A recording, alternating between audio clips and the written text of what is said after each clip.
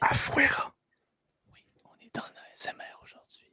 Donc, si vous avez une blonde qui dort à côté, c'est pas grave. Non, mais on va pas parler de même tout le long. J'ai 8 ans d'âge mental. Hey, bonjour tout le monde. Bienvenue aux 3 Afueras. Donc, épisode 16. On est le 2 mars, mais pour vous, on est le 3. Parce qu'on est toujours 1 heure dans les maritimes jusqu'à bien, puis on fait pas du direct. Puis ça nous tente pas. Le dimanche, le jour du Seigneur, on saigne pour vous.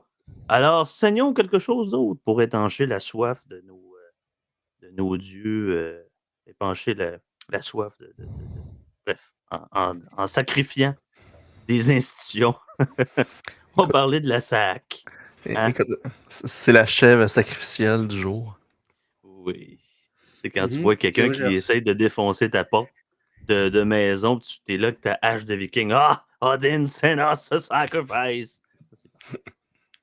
J'aimerais ça que ça m'arrive parce qu'il y a comme une violence en moi que. Tu sais, je suis quand même fin, je suis quand même fiflin, je suis menu, mais si tu viens chercher la fibre berserk en moi, ça se peut que je devienne un ou. Quelle introduction Ah, épouvantable! qu'on est mal parti. Donc, la SAC. La SAC, donc on va parler notamment du scandale. Hein, le scandale qui s'est perpétué avec M. Éric Caille, pour très bien dire son nom. Notamment, on va faire un petit wrap-up de qu'est-ce que représente la SAC. Est-ce qu'on devrait le afouératiser? Pourquoi pas l'inventer comme ce nom-là? Et on jasera de d'autres affaires aussi. Je veux dire, à un moment donné, ça ne peut pas être si défini. On ne sait pas où est-ce qu'on s'en va des fois. C'est parfait comme ça. Non, Alors, mais ça, c'est. j'étais Ouais. j'étais tellement sacrament là, cette semaine. Là. J'ai reçu ma facture de la SAQ, justement. Là, Moi, de la là, SAC. moi, je veux dire, aucun point d'inaptitude. Là. Tu sais, je veux dire, j'ai un dossier de conduite parfait. Là. OK? 392 pièces et 97. Juste pour immatriculer mon char.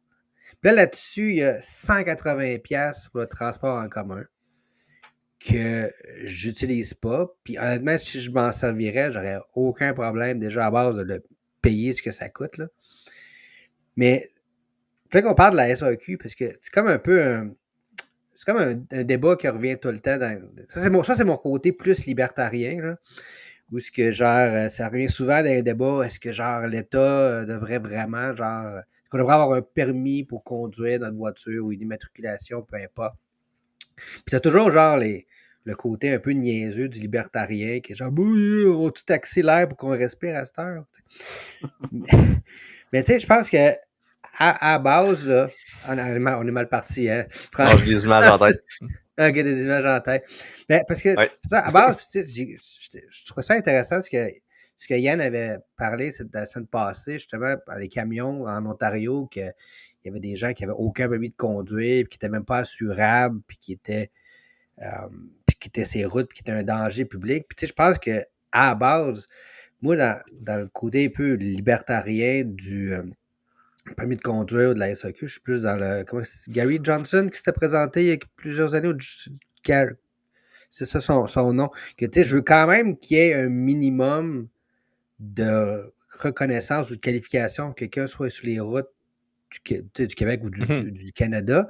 Ça, je pense que c'est un minimum. Mais tu penses que, tu sais, au lieu de charger une fortune pour un permis de conduire, une fortune pour une immatriculation, tu sais, on pourrait juste, tu sais, exiger, mettons, moi, c'est mon idée, mais je ne sais pas ce que vous autres vous en pensez, mais exiger justement qu'un conducteur ait une assurance. Oui. Là, après ça, n'importe quelle compagnie d'assurance pourrait s'assurer que bon, ben, le conducteur a suivi les cours, puis les cours peuvent se donner au privé.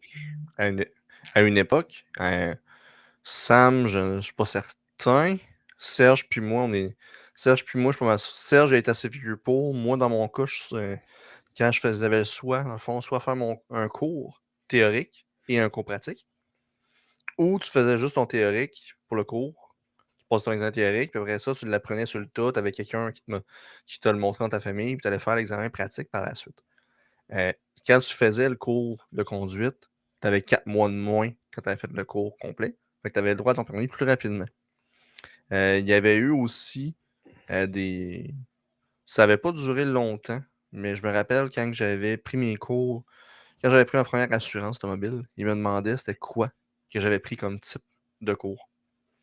Parce que statistiquement parlant, ceux qui avaient pris le cours pratique avec une école de conduite avaient en général des meilleurs comportements sur la route que ceux qui ne l'avaient pas pris. Il y a toujours des exceptions, c'est une généralité, il faut faire attention. Mais de façon générale, il donnait un petit rabais à ce niveau-là. À cette heure, vu que c'est rendu obligatoire à tout le monde, il n'y a plus cette histoire-là de rabais. Là. Mais commençons du début, par exemple. Pour situer comment on n'affoiratisons pas cela. En tout cas, bref, en positif. On verra au fur et à mesure si vraiment on cote de ça. La Société d'assurance automobile du Québec a présentement un budget qui se situe entre 2 et 3 milliards annuellement, ce qui est énorme. D'où ça vient? Ça vient des cotisations des conducteurs, donc cotisations des contribuables, les frais d'immatriculation, les droits de permis de conduire, à la base. Bon, la SAC gère aussi investit des sommes sur les marchés pour assurer la pérennité du régime d'indemnisation. À prime abord. D'autres revenus. On entend que des amendes, hein, c'est partiellement perçu par la SAC, donc majoritairement des amendes administratives. Donc, il y a les frais administratifs, les fameux frais administratifs, hein, qui sont partout. Comme on l'a dit, les examens de conduite, les services de point de service, donc tout ce qui se fait au comptoir, ou, on va en parler de la SAC. À quoi ça sert ce budget-là? Parce que pour voir aussi d'où ça vient, parce qu'avant de critiquer le système, on va quand même entamer de qu'est-ce que c'est. La SAQ, à la base, son rôle, à quoi sert ce budget-là? D'indemniser les victimes des blessures et ou des décès et aux accidents, quel que soit le conducteur fautif. Donc, c'est loin la principale dépense du régime, donc souvent plus d'1 milliard par année, à la base comme dépense. Le financement se fait au niveau de la prévention aussi de la sécurité routière. Il y a des campagnes de sensibilisation, des programmes spéciaux pour améliorer la sécurité. On assure un fonctionnement opérationnel au niveau de l'administratif, donc que de la gestion des permis. Et bon, on constitue justement de générer des réserves, notamment avec les fonds d'assurance. C'est là où probablement on va s'entretenir sur ça. C'est un monopole. On regarde ce qui se passe dans les autres pays de l'OCDE et d'ailleurs, qui sont même dans une situation social-démocrate aussi. L'assurance se fait au niveau privé et ça fonctionne très bien. Donc, la SAQ essaie de se protéger ou du moins de dire, ben, elle tient l'étendard de la propagande et est très bien capable de se défendre elle-même. Ça ressemble essentiellement à l'UPA. Ça ressemble aux soins de santé. De la même façon dont on se protège en disant ben, notre mission est très salutaire parce qu'on fait ça. Oui, mais les compagnies d'assurance peuvent le faire également. C'est ça la Oui, mais en général, je veux dire, tout le monde est assuré, peu importe leur méthode de conduite, peu importe. Mais tu sais, il n'y a aucun incitatif à la prudence dans ce système-là. Je veux dire, tu peux être reckless, puis tu es assuré, tu vas s'en coûter la même chose. En fait, tu vas avoir un facteur de risque qui va augmenter. Mettons que tu t'es fait pogner par la police beaucoup. Il te reste 2 points sur ton permis ou une influence. De quel montant? Mon dossier de conduite est quand même correct. Fait que je peux pas vous dire à quel point ça a un impact. Là. Je me suis jamais fait suspendre mon permis ou de quoi de même. J'ai déjà été jeune et con, j'ai déjà eu des chars sport. Mais c'est ça. On te voit bien dans une Lamborghini Gallardo. Non. C'est ton premier char, ça. Non. C'est plus un Hyundai Tiburon que j'avais. Oui. C'est ça. C'est non, mais tu sais, je disais, à base. Mais tu sais, je disais, à base, je disais, les compagnies d'assurance, je disais, les cours de conduite, moi, comme je dis, j'étais assez vieux, là, j'ai fait les deux étaient obligatoires à mon époque. Je disais, je suis d'accord pour l'obligation des cours de conduite. Je pense que c'est nécessaire d'apprendre. Ça se fait uniquement au privé. Puis l'assurance peut également tout vérifier. Moi, je veux dire, j'ai une voiture personnelle, j'ai une voiture de job. Puis, je veux dire, la compagnie, genre, s'ils voient que, genre, je perds des points d'accident, ou même si juste la flotte en général, commence à coûter plus cher, ben, ils vont faire des cours supplémentaires, ils vont exiger des trucs supplémentaires pour les conducteurs, justement, pour réduire leurs coûts. Et tu sais, je pense que ça se fait, genre, s'assurer que quelqu'un est capable de conduire, puis qu'il y a des assurances qui sont liées à son risque, je pense que tout ça se peut faire au privé. Puis tu sais, je veux dire, c'est pas vrai que, je veux dire, la SAQ, quand tu fais ton cours de conduite, tu sais, genre, moi, je l'ai fait longtemps, j'ai fait mon cours de conduite, mon examen de conduite à SAQ, ma blonde l'a fait il y a moins longtemps, mais tu sais, je veux dire, tu fais 2 coins de rue, genre, tu fais 15 minutes, puis tu sais, c'est pas vrai que le gars de la SAQ est capable de juger si c'est un bon conducteur SF en 15 minutes, en faisant genre 3 coins de rue, là, tu sais. Ah, puis Fait que écoute, ça, c'est-tu encore vraiment nécessaire de garder cet aspect-là de la SAQ? Moi, je suis plus du tu camp sais, du non, là.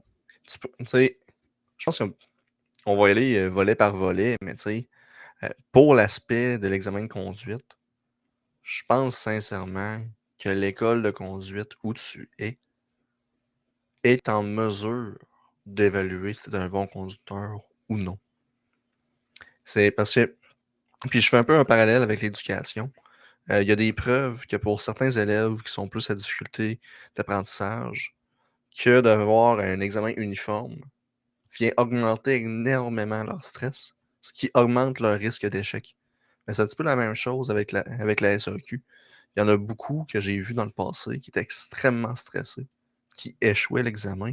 Puis en réalité, tes voies conduire au jour le jour sont probablement des meilleurs conducteurs que moi.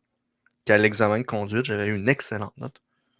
C'est Mais probablement. contre-intuitif. C'est Mhm. très Mhm. bien Parce que moi, je suis dans le système quelqu'un qui. d'éducation aussi. Ah oui. Tu sais, dans mon cas, je suis pas stressé à un examen, je m'en tape. Écoute, je fais l'examen, ça finit là, j'aurai la note que j'aurai.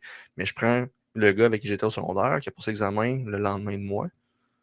Ben, lui, c'est quelqu'un il est beaucoup plus sécuritaire que moi. Il conduit beaucoup mieux que moi pour une conduite civilisée avec d'autres gens autour de lui. Mhm. Il est beaucoup moins cow-boy. C'est pas un pilote de course, mais il est beaucoup plus sécuritaire.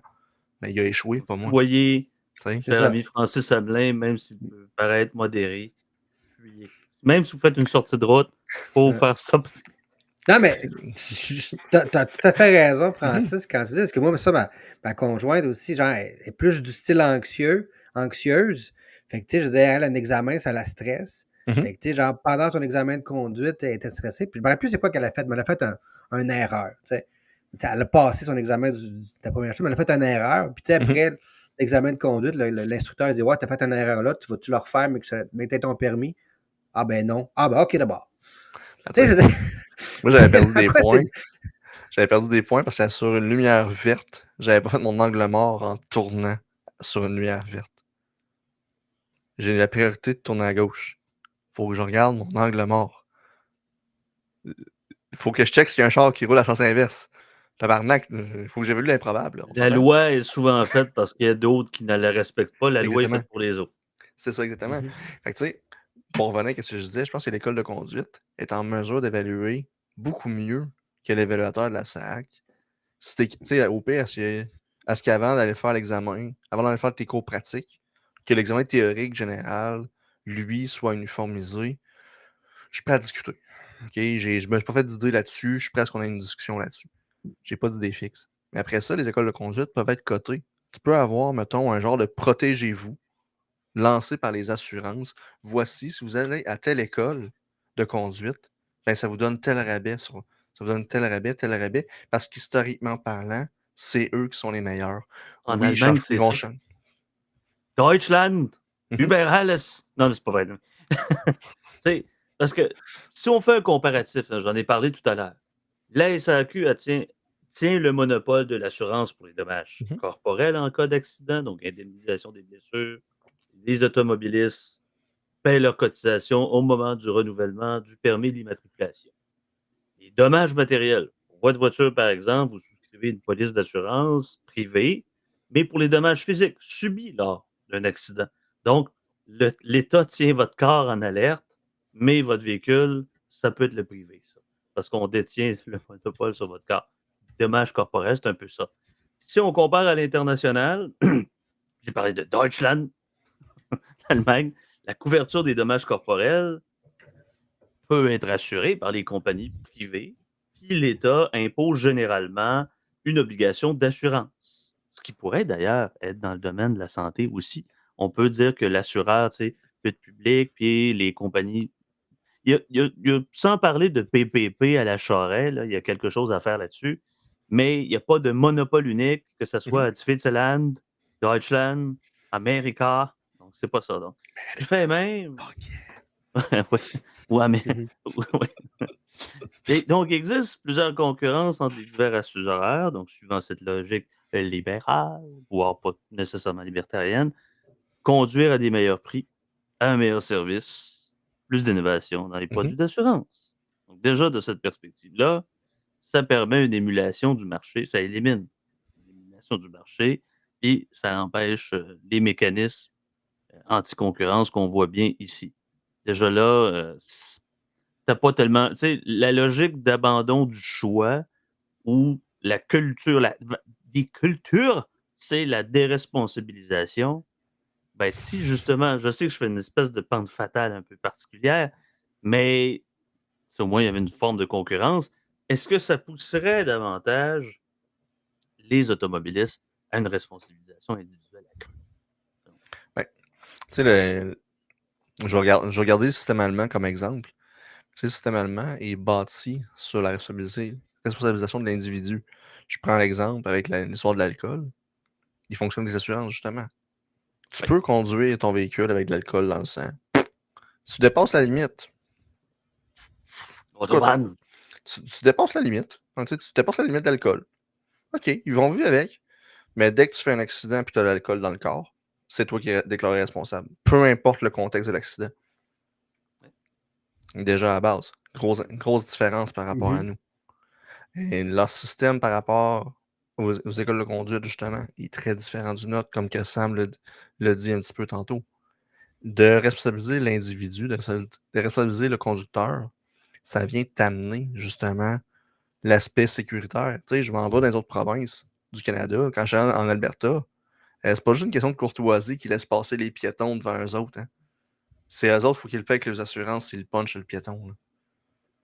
Ça coûte cher. Ça amène très bien le sujet qui a fait imploser dans nos petites cervelles, nos grandes psychés ou peu importe, cette idée-là de parler de la SAQ, c'est les déboires de la SACLIC. Alors, vient un temps qu'en janvier 2023, le système se met en place. La plateforme qui est révolutionnaire, absolument extraordinaire, a coûté tout près d'1 milliard.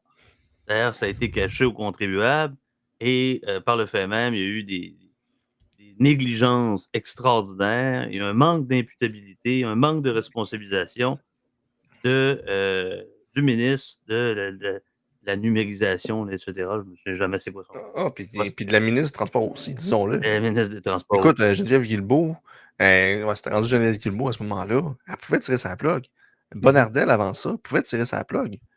Écoute, il y a eu plusieurs signes avant-coureurs qu'on a appris. Là. Plusieurs signes. Là. Et puis, écoute, shout-out à mon chef d'Éragie. Il fait une crise de job de ce temps-ci, de ce sujet-là. Là. Et sérieusement, c'est atroce le nombre d'alertes qu'il y avait, le nombre de signaux d'alerte qui apparaissaient à gauche à droite, puis personne ne levait la main. Tout le monde faisait comme oh non, c'est correct. Qu'est-ce qu'il y a?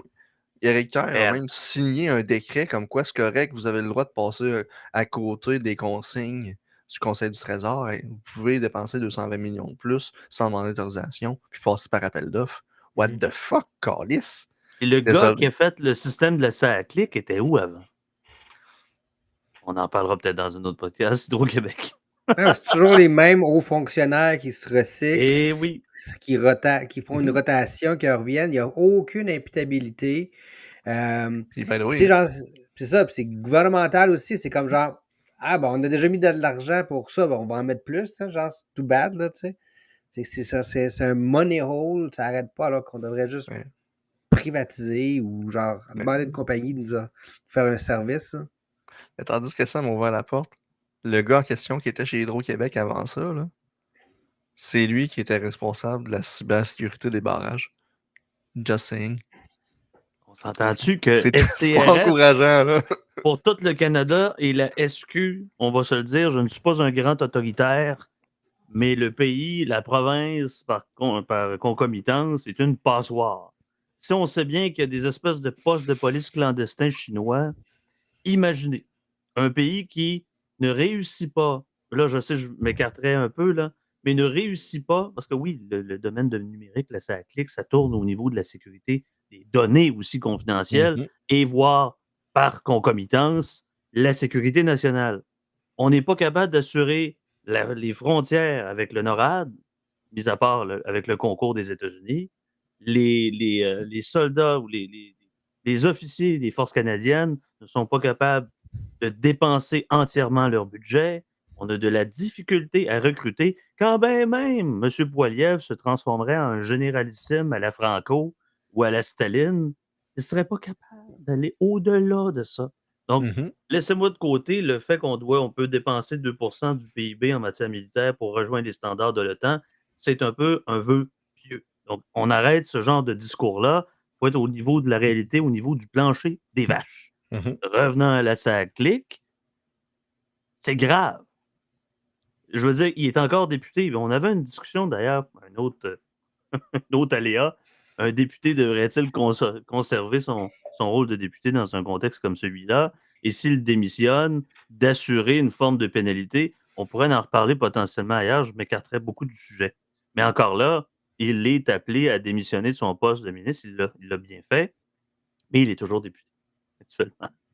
Donc, on va perdre un petit peu M. Kerr à l'Assemblée nationale. Écoutez, c'est incroyable. Ce gars-là, Mhm. là, parlant d'Éric Kerr un peu, là, je me souviens en 2017, je me souviens au Congrès, ce gars-là avait des brillants dans les yeux quand il me parlait. On va faire le ménage, on va faire ce que l'ADQ voulait.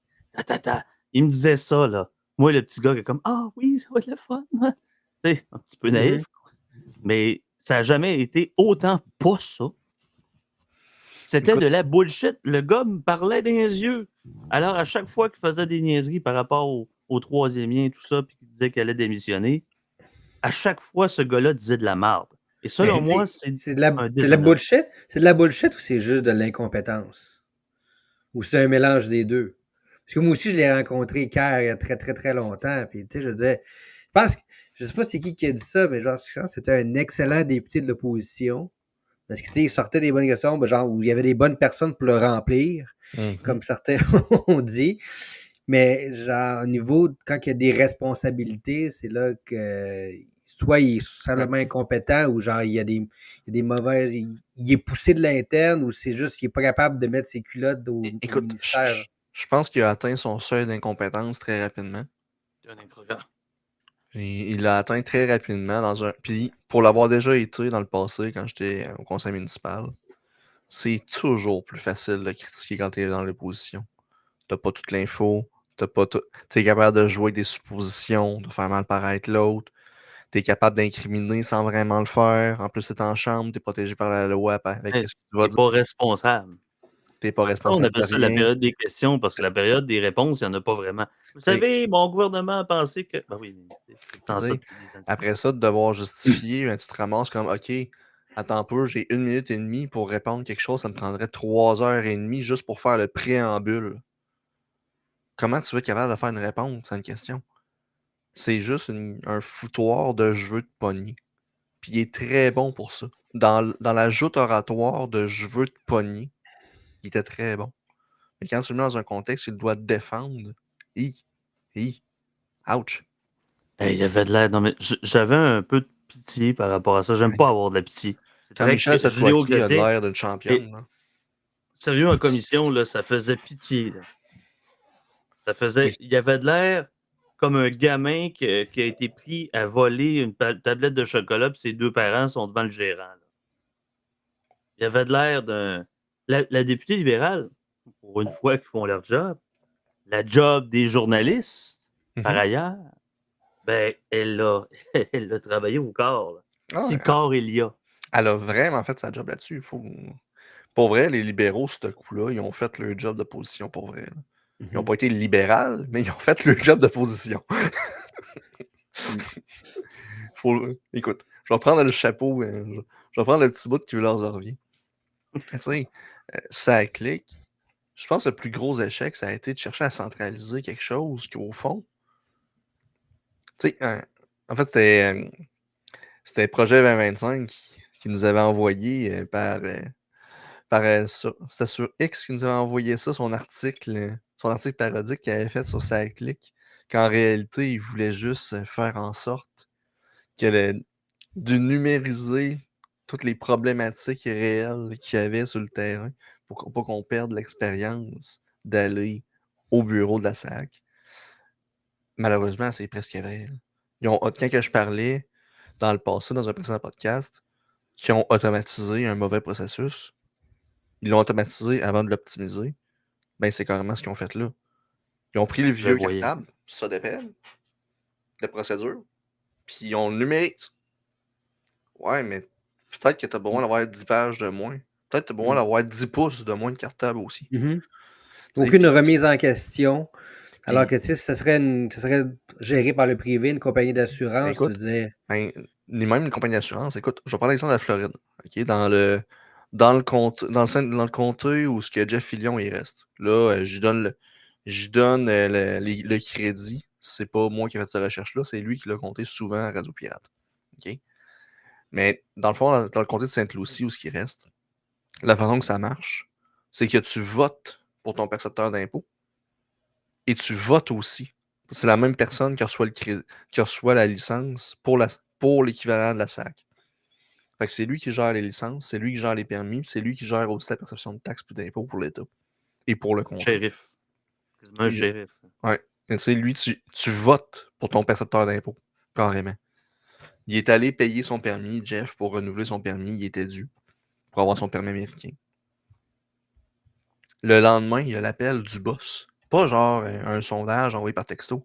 Non, il y a le boss qui a une journée par semaine, sa job, c'est de faire des appels de suivi aléatoire. Il fait ses audits lui-même. Pour voir comment ça va, pour jaser avec ses électeurs. Parce qu'au final, c'est ça. Il jase avec ses électeurs. Pour voir comment ça s'est passé, il y a toutes les améliorations qu'on peut faire. Est-ce qu'on n'est pas là avec la SAC? C'est une culture. Puis regardez, pour venir sur la SAC-Click, c'est merveilleux, c'est très pertinent comme anecdote filionesque.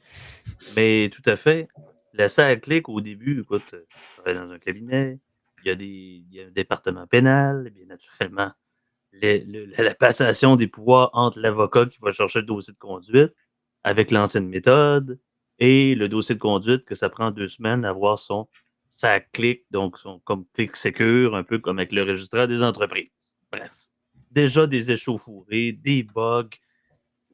Des années plus tard, il arrive quelque chose, on parle du MTQ, pourquoi pas parler de ça, hein? On pourrait parler de l'infrastructure pendant 3-4 heures, on ne serait pas encore arrêté quelque chose. Ça me fait penser au REM. Tu sais, c'est un site. Ça commence déjà d'entrée de jeu. Moi, je ne suis pas un craqué en matière d'informatique ou en matière de programmation. Déjà, j'ai de la misère à faire mes montages puis à faire en sorte que ma face n'a pas de l'air de ce de l'air dans les aperçus. Mais ça, c'est autre chose. C'est quand même mon podcast. Ben oui, mes gars. Je vais faire ça avec Paint. Bref, donc je vais quand même critiquer ce qu'il y a à critiquer. Le REM, au même titre que la SAC. On dirait qu'au début, quand il coupe le cordon, avec le ciseau en or, hein, vous voyez un peu la caricature, à quel point ça peut être médiocre. Et ont-tu fait des tests? J'essaie de comprendre la logique. Quand tu pars une affaire, c'est supposé de bien marcher. Quand tu pars une entreprise, tes documents, tes as, tes feuillets, ta comptable, ta société par action, tu te lances en entreprise, fais ta déclaration initiale, tu pars ta business. Ouais, mais ça, c'est pas pareil, c'est pas une business, c'est le gouvernement. Et c'est ça l'affaire. Déjà, en partant la machine, la petite boucane, elle sort. Là. Comprenez-vous, là, je veux dire, si c'est un budget de 3-4 milliards par année et que ça a coûté 1 milliard déjà, ça, 25% du budget pour un truc, ça a pris 2, peut-être même 1 an et demi avant que la machine puisse continuer un peu normalement. Les délais sont quand même assez énormes. 2 semaines avant ma plaque. 2 semaines. 2 semaines! Jadis, t'allais au bureau de la SAC, tu payais, tu te la sortais du comptoir, tu te la donnais. C'était Patty ou Selma qui le bon vieux temps! Je me prends pour José Legault aujourd'hui. Ils ont déshumanisé le système de la SAC. C'est de bonne humeur. Là. Bon. Ça serait le fun de lire comme François m'a donné comme Frank faire de quoi. On devrait se pogner une José Legault à nous autres aussi. By the way, toutes les fois que tu dis François, je sais pas de qui tu me parles. Ouais, non, Frank. Franck. Franck. Alors, Franck. Frank Reich. Franck. Mhm. Aïe, aïe, aïe, aïe. Mais à base, est-ce que la SAQ devrait gérer l'immatriculation ou ça pourrait être quelque chose qui pourrait être entièrement légué au privé ou au concessionnaire automobile pour gérer? Et c'est parce que là, si on fait ça, là, cette libéralisation, cette privatisation-là, whatever, c'est quel syndicat qui barre le chemin? Là? Ah, ça, c'est sûr que peu importe que tu fais de réforme au gouvernement du Québec, tu vas toujours avoir les syndicats qui vont se liguer contre toi. Là. Parce que si tu enlèves les instructeurs, si tu enlèves les gens qui s'occupent de l'immatriculation, si tu enlèves des affaires, c'est des jobs qui sont. Pas nécessairement des jobs qui sont perdus, parce que ces gens-là vont pouvoir se retrouver des jobs dans les compagnies d'assurance s'ils veulent rester dans le même truc ou dans des écoles de conduite, mais c'est juste que c'est des jobs qui ne seront plus syndiqués. Donc, il n'y aura plus de cotisation, ça a comme mal sorti, de cotisation syndicale. Fait que. Encore là, ça dépend du poste. Parce que dans les assurances, tu as beaucoup de postes qui sont syndiqués. Les postes de cadre ou de professionnels ne le sont pas nécessairement, mais le poste de, entre guillemets, simple commis, souvent, il est syndiqué. Mm-hmm. Fait que oui et non. C'est juste que tu viens perdre un peu le pouvoir de négociation du syndicat de la fonction publique.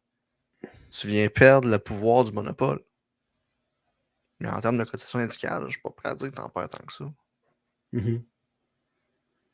Ben, est-ce qu'à la base, d'abord, le problème, c'est pas juste justement la syndicalisation ou la Formule N, qu'il n'y a plus aucune compétition, qu'il n'y a plus aucune incitative des syndicats d'offrir des services qui sont différents. Ça, c'est quelque chose qu'on pourrait parler dans un autre podcast. Il faudrait analyser les états financiers des dépenses encourues puis des revenus. Puis on devrait faire. C'est un fiscaliste là, qui nous écoute. On va l'inviter puis charger 300$. Mais c'est ça. Mais tu sais, à la base, il y a quand même il y a toujours un point des syndicats quand on parle de transparence syndicale, ce que genre de mettre à jour les états financiers des syndicats. Je pense que c'est genre un point que je. Syndical. Ben c'est ça, c'est un point que je peux comprendre. C'est un point que je peux comprendre à la base, parce que c'est dans une négociation syndicale, puis l'employeur a accès à toutes les informations du syndicat, ben, c'est pas dire, bon, ben, genre, ils ont des fonds de grève pour 2 semaines, fait que j'ai une niaise 2 semaines, puis, tu sais, on règle, ils n'auront plus les moyens de garder leur employé. Mais, tu sais, je pense que c'est un point qui se défend, honnêtement, mais, tu sais, je pense que, comme n'importe quoi, là, tu sais, moi, des déplacements, puis, tu sais, si je veux avoir les états financiers complets, je peux les avoir, je peux faire une demande. Mais ces informations-là devraient être disponibles à ceux qui payent les cotisations. Mm-hmm. Après ça, eux, s'ils veulent les leaker, ça, c'est leur prérogative. Là. Mais tu sais, moi, mettons, je paierais les cotisations syndicales, je veux savoir si mon représentant se paye des scotch à 55$. Ou tu sais, genre, si tu payes des F-150 Lightning à tes hauts dirigeants de syndicats, je veux le savoir, c'est mes cotisations, tu sais. Mm-hmm. C'est ça, c'est l'affaire, la transparence dans un contexte où on demande plus d'imputabilité, plus de prise de responsabilité. Pas plus de prise de responsabilité.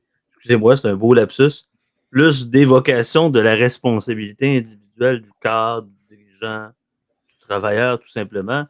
Déjà, à la base, cette culture devrait changer. Mais c'est un vœu pieux, là, la culture devrait changer. C'est quoi sur 50 ans? Déjà là, la culture. La culture. Ah oui. Culture, ministère de la Culture, on a déjà fait un affaire là-dessus. Fait que... Ah oui, c'est ça. Au grand désarroi de David Chabot. Salut David. Je suis pas au courant de ce dossier. Non, c'est le running gag entre moi et David. Okay. Il me poke dans ses textes, puis je le poke dans le podcast. Ah, Mais dans le fond, il avait fait un texte par rapport justement au financement de la culture. Là. Très bien de parenthèse. Puis il avait référencé justement à notre podcast qu'on avait fait là-dessus, comme quoi que ouais, il était pas vraiment d'accord avec notre position d'abolir au complet, puis voici pourquoi. C'est ça. Fin de parenthèse. Il y a une affaire aussi, parce qu'on parlait un peu du scandale de M. Kerr. Mais... Lequel? Il y en a plusieurs. Mm-hmm. Ça clique notamment. Mais ce qui vous a mis en beau joie le vert, pour ne pas utiliser d'autres vocables à connotation religieuse. Ah, beau Les calice. taxes en tabarnak, les taxes voiture. Donc, en quoi Ah, les mais taxes sur la voiture usagée, ouais, c'est ça, c'est moi, écoute, il a fallu que je change de voiture, récemment. Puis, je me suis acheté une voiture usagée. Quand j'ai vu le prix que je payais avec qu'est-ce qui était écrit sur la porte, puis qu'est-ce qui était au final sur le contrat, j'étais en beau tabarnak. Parce que quand j'ai vu qu'est-ce qu'il fallait que je paye de taxes sur un char de 5 ans, je bad trippé. Ok, c'est un char de 25 000 à peu près, 25 000 et des poussières. J'ai les chiffres devant moi, là. En TPS, 1275, puis 1250 de tes véhicules. J'ai arrondi pour que ce soit plus facile. en plus Ben, les scènes. ouais. Ben, sacrément, là. C'est 3750 piastres de plus. Pour un Puis char ils n'ont rien fait usagé. dessus. C'est un char qui a déjà été taxé. Mhm. Puis à chaque fois qu'il va y avoir une transaction, il va être retaxé. La taxe de bienvenue, c'est exactement la même chose. C'est de la double taxation. Ah, mais C'est de la écoute, double taxation. écoute, le droit Une de voiture mutation. neuve est déjà soumise à la taxe à l'achat, TPS des véhicules. Et le fait d'imposer de nouveau le véhicule lors de la revente d'occasion, ça revient à payer le même objet de Mhm. plus qu'une fois. Puis ça Donc, c'est un vient, sentiment d'injustice pour le consommateur, ça ne bénéficie pas. Donc, la valeur neuve, là, ça tu vient sais, artificiellement avoir un impact aussi qui est un peu méconnu par la plupart des gens. Mais pourquoi tu as eu beaucoup d'achats, de fusions, d'acquisitions dans les compagnies de vente de pièces, de, pi- de pièces aftermarket? Pourquoi? Parce à cause, entre autres, c'est pas juste pour ça, il y a d'autres raisons, mais un facteur au Québec qui vient aggraver le tout, c'est justement cette taxe-là sur les véhicules usagés, qui fait en sorte que le véhicule usagé, au lieu d'avoir une durée de vie, supposons, de 5 ans après la fin du terme avec le concessionnaire, la fin de la garantie, tu tombes souvent dans ce qu'on appelle l'aftermarket. Les Napa de ce monde, les Uniselect, ce genre de bannière-là, pièces raison auto-économiques à vocale. Québec.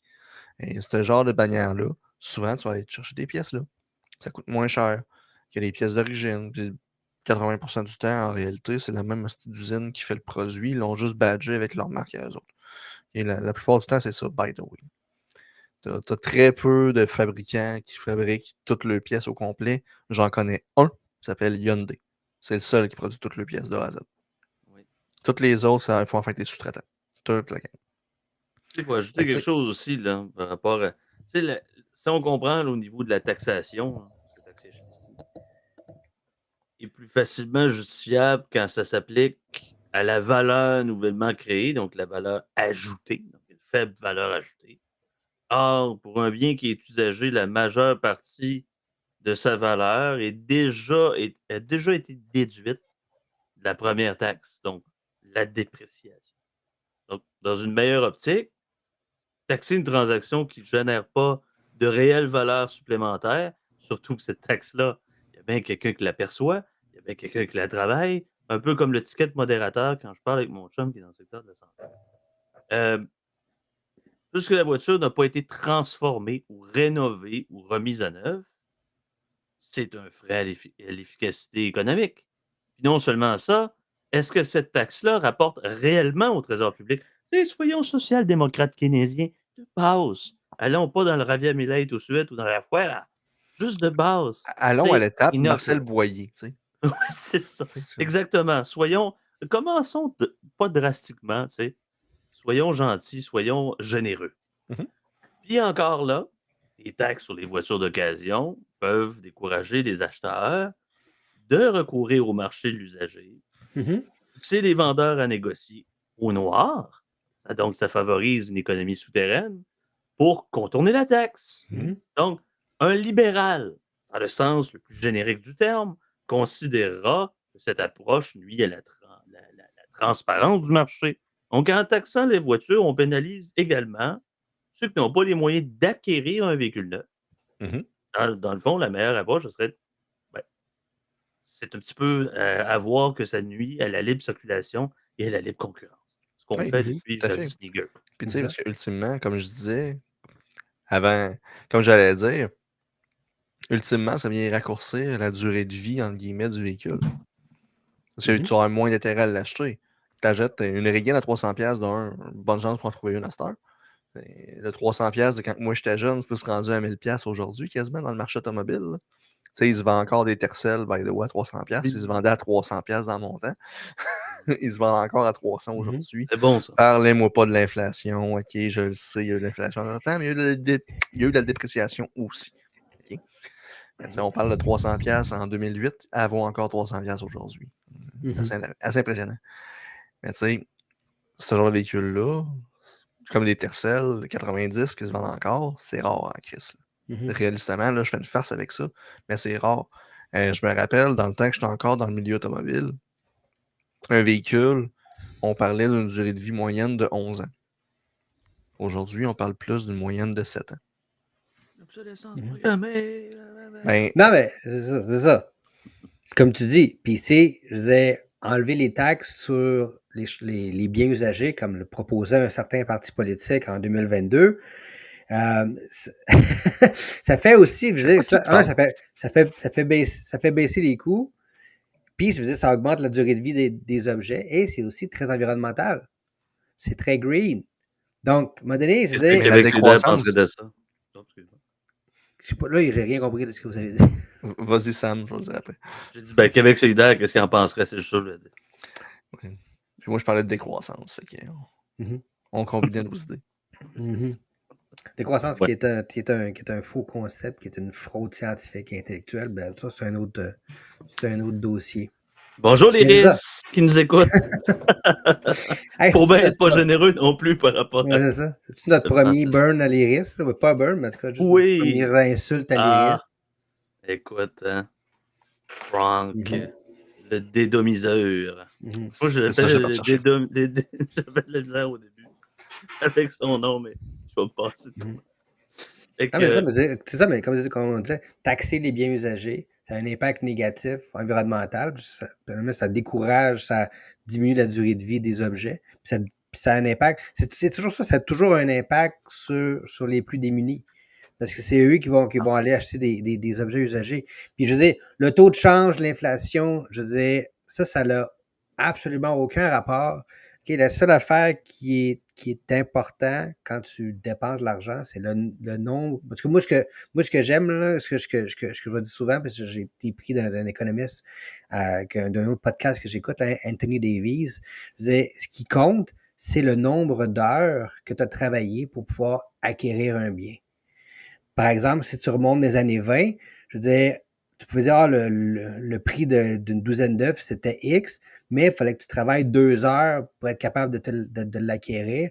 Maintenant, je veux dire, le prix de la douzaine d'œufs coûte plus cher, mais je veux dire, faut que tu travailles 30 minutes pour avoir. Fait que tu as diminué ton coût de 4 fois parce que ça te prend beaucoup moins de temps pour l'acquérir. Je pense qu'on a donné de réduire le coût des biens à l'heure ou la durée de temps de travail, je pense que c'est ça qui est le plus représentatif du coût des objets. Et ultimement, tu cherches à augmenter ta productivité pour faire ça. Mhm. Et revenant sur la valeur marchande des taxables, parce qu'on parle souvent de taxes, on dit, bon, à la base, on est taxé partout, il y a une taxe sur une taxe sur une taxe. Et ce qui est encore pire, c'est un peu les impôts déguisés.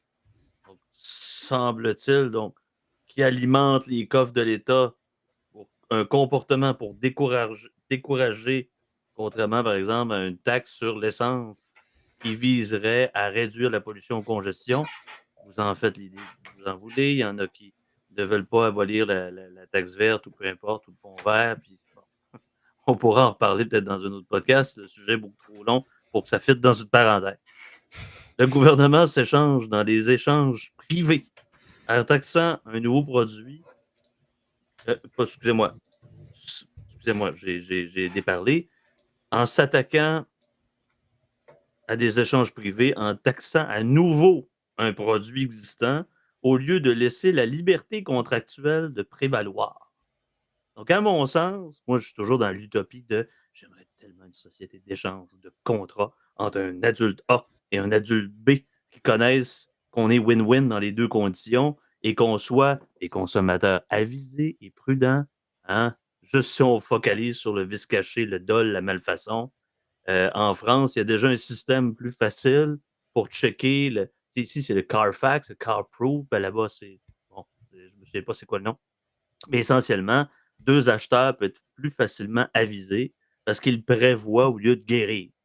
Plutôt qu'envoyer une mise en demeure, faire un acte de dénonciation, aller aux petites créances, blablabla. Ton petit char à 2-3 000, finalement, tu payes 14 000 parce qu'il y a un accident déguisé puis la personne ne t'a pas informé de ça.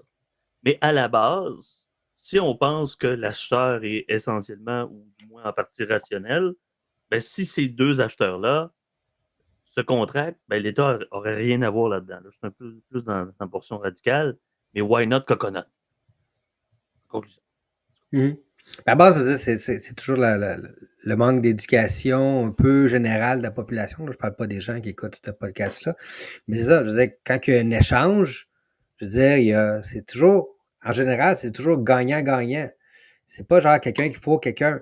Mais tu sais, quand il y a un échange, je veux dire, tu sais, moi, j'offre un bien versus quelqu'un qui m'offre un service. Je veux dire, pourquoi qu'il y aurait une troisième partie qui s'en mettrait dans les poches alors qu'il n'a rien fait? Tu sais, je veux dire, gars, là, on est derrière le paywall, puis tu sais, je pense pas qu'il y ait aucun problème à ce que je dise ça, là. Mais moi, quand j'ai acheté ma maison il y a 7 ans, là, il y avait le patio en arrière, il me faisait chier. Puis j'avais un spa que je voulais pas. OK? Puis moi, là, je veux dire, je suis pourri de mes mains. OK? C'est pas pour rien que j'ai un doctorat en microbiologie. Là. Moi, je suis fait pour réfléchir. OK? Je suis pas fait pour construire des affaires. Mais il y a un de mes chums qui est très, très bon de ses mains, puis qui voulait un spa. Fait qu'il a construit mon patio, il a tout rénové, puis il est parti avec le spa. Moi, je suis content. Je me suis débarrassé de quelque chose, puis j'ai un nouveau patio. Puis lui, il est content, Steph. Il adore ça travailler, puis il voulait un spa. Mais pourquoi t'aimes pas les spas? Moi, je peux Ça me- focaliser juste ça dans ton discours. Ça me tente absolument pas de l'entretenir. OK? Ah, oui. Oui, parce que Tu sais, t'avais entendu Jean-Marc Parent qui avait plus de poils, puis il cherchait, il allait voir son médecin, c'est parce qu'il avait mis calissement du chlore, il avait mis l'équivalent d'un mois en un jour, fait qu'il n'y avait plus de poils. T'aurais pu faire ça. mais regarde, moi, à base, là, tout est fait. Comme, tu sais, j'ai une piscine aussi, là, puis tout est fait, là, tu sais, je me suis acheté quelque chose que je puisse mettre une poque de chlore qui dure 3-4 jours, comme ça. Je n'ai pas assis à aller à tous les jours mettre du chlore dans la piscine, Steph. En OK? avis. Puis, tu sais, même, je pensais acheter genre de quoi mettre dans ma piscine qui me dit en temps réel, c'est quoi les niveaux aussi sur mon téléphone, parce que ça me tente juste pas Ah aussi de oui, tester au ça. Puis, travail. je suis genre, Yes. je suis that fucking lâche. S'il y a quelque chose qui peut faire la job à ma place, là, puis que ça me dérange pas de le payer, OK, that's it, OK? Mais, Ça, c'est important de parler de spa, mesdames et messieurs qui nous écoutent, parce qu'on est à l'orée du pré-printemps. Bon, Francis, c'est un problème informatique. On revient dans un instant. Mais le pré-printemps, où c'est le final boss de l'hiver, fait en vous donnant cette portion plus ludique et plus à côté de notre podcast que possible, ben, c'est ça. On essaie de faire fondre la neige du ouais. mieux qu'on peut Puis, parce qu'on est crispement écœurés. puis de toute façon, là, je veux dire, c'est peut-être une question d'âge aussi. Là, je veux dire, j'ai fait souvent du spa avec des amis quand j'étais jeune, mais la dernière fois que j'ai fait du spa, là, je veux dire, je suis rentré en dedans et j'ai passé out. Là. Je suis Ah tombé dans les pommes direct. Là. oh, oui, c'est vrai! C'est vrai qu'aujourd'hui, c'est ça. Oh, regarde, c'est Fait que, parfait. tu sais, j'avais pris genre, c'était même pas sous, j'avais pris genre 2 bières, puis Ah, c'est assez. le spa était super chaud, puis genre, je rentrais en dedans, puis genre, ça a pris 30 secondes, puis genre, boum, je suis tombé fucking dans les pommes, là. Fait que, Fait très que peu les pour spas, moi, là, là. mes amis, Spamidas para aqua, la santé par l'eau. Allez dans des spas, faites-vous masser, mais faites-vous des wellés avec vos amis. Un bain de minuit, là, c'est plaisant. C'est important de décongestionner. Mais c'est quoi le lien avec le sac? OK. Aucun siècle, le sac. Le monde nous écoute comme ah oui, OK. Taxation, ta. Et là, le spa. Non, mais c'est important à un moment donné d'amener ça à du C'est la partie ludique. Patreon du Patreon, c'est ça?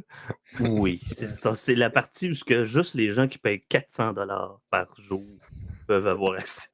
C'est un OnlyFans, cette portion-là. Mais Non, moi, je la décroche. sac. Non, c'est ça. Ouais, c'est ça. Oublie ça. À Fouera. La sac. Comment tu vas Donc, revenir à ce sujet-là quand on est décollé, là? On est ah, décollé. Mais tu sais, Ah, mettons, supposons qu'on fait un scénario fictif. OK? On part de zéro. On met à terre. Le système de SAC n'existe pas, il n'a jamais existé. Ouais. Notre premier réflexe, c'est quoi? Au Québec, ce serait sûrement de le recréer. On se tourne toujours vers le Solide. gouvernement pour tous les problèmes, c'est tout le temps ça. Mais on est entre nous trois. Votre système, ça serait quoi? Système à l'allemande. Ouais, Efficacité, productivité. faudrait vérifier. J'ai pas assez lu sur les systèmes de l'OCDE, mais il faudrait que justement qu'il y ait. Ce serait vraiment un système où tu peux t'assurer qu'il y ait une compétence de conduite et une responsabilisation individuelle. Je veux dire, je pense que ça se peut s'opérer facilement par les écoles de conduite, puis des assurances qui sont basées justement sur ton risque, ton niveau de conduite. Fait que, tu sais, je veux dire, puis, tu sais, comment justement que les écoles de conduite, comme tu disais, ils pourraient être classés elle est une excellente, elle est un peu plus boboche, fait que tu peux y aller, ça te coûte moins cher, Ben, mais ton assurance va te coûter plus cher en Mhm. conséquence. Fait que, tu sais, allons au nerf de la guerre, tu sais, la Haftpflichtversicherung, l'obligation d'assurance responsabilité civile. Je m'excuse, mon allemand, des fois, peut être rouillé. Écoute, à un moment donné, c'est juste pour dire, bon, je parle allemand un petit peu, là, c'est bien comme ça. Tout propriétaire de véhicule doit souscrire une assurance civile, hein, un peu comme, par exemple, dans certains autres pays, il y a une obligation d'assurance. Cette couverture minimale protège contre les dommages corporels, les matériels causés par un tiers. Donc, dans un accident dont on est jugé responsable. Il n'y a pas de monopole d'État. Il y a une option de couverture additionnelle, donc, que l'assurance responsabilité civile obligatoire oblige, ou du moins, pas oblige, mais où il est possible de souscrire à des garanties, comme ce que je vois ici, là, j'ai de la misère, la Tel Casco, qui est l'assurance partielle, qui couvre certains dommages sur incendie, vol, bris de glace, et la Vols Casco, qui est l'assurance tout risque. Donc, couvre vos propres dommages, même si on n'est pas responsable de ça. Par exemple, pour le vandalisme. Tu as la gestion de l'accident qui est faute ou no fault. Si on connaît ça, c'est un peu occidental par ailleurs. Tu as la responsabilité du conducteur. En cas d'accident, on détermine le ou les fautifs. Donc, l'assurance du conducteur responsable rembourse les dommages causés aux victimes, blessures, séquelles, pertes financières. Et si plusieurs conducteurs sont partiellement responsables, le coût est réparti en conséquence. Il y a toujours le système de règlement de litige. C'est bien sûr donc à l'amiable, le constat à l'amiable. Les constats d'indemnisation, exemple, si chacun s'accuse mutuellement. Donc, on se fonce dedans, je t'ai pas vu, tu m'as pas vu. Bon, il y a des démarches judiciaires, on peut passer une négociation entre les compagnies d'assurance, c'est un peu comme ça.